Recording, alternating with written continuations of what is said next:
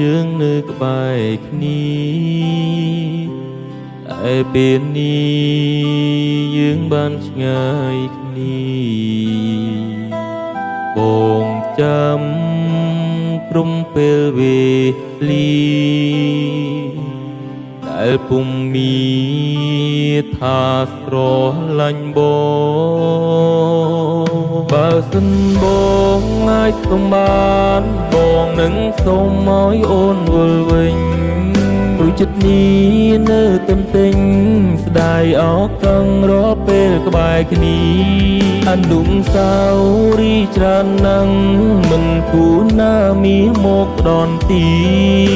បំបែកឲ្យយើងឆ្ងាយគ្នាក្រុមពេលវេលានឹងតែឈ្មោះប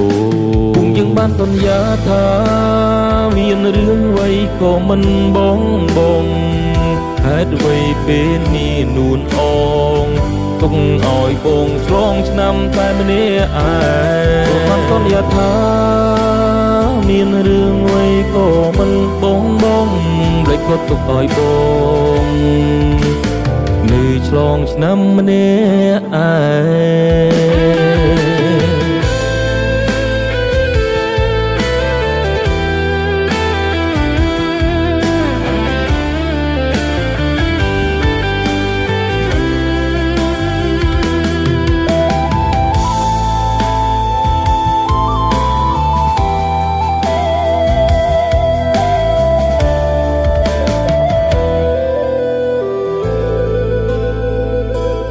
ពួកយើងបានសន្យា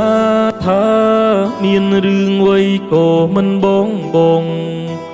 ដេចពេលនេះនួនអងទុកឲ្យបងឆ្លងឆ្នាំម្នាក់ឯងពួកយើងបានសន្យាថាមានរឿងអ្វីក៏មិនបងដេចពេលនេះនួនអងទុកឲ្យបងឆ្លងឆ្នាំម្នាក់ឯងបងចាំក្រុមពេលវេលាដែលពុំមានថាស្រឡាញ់បង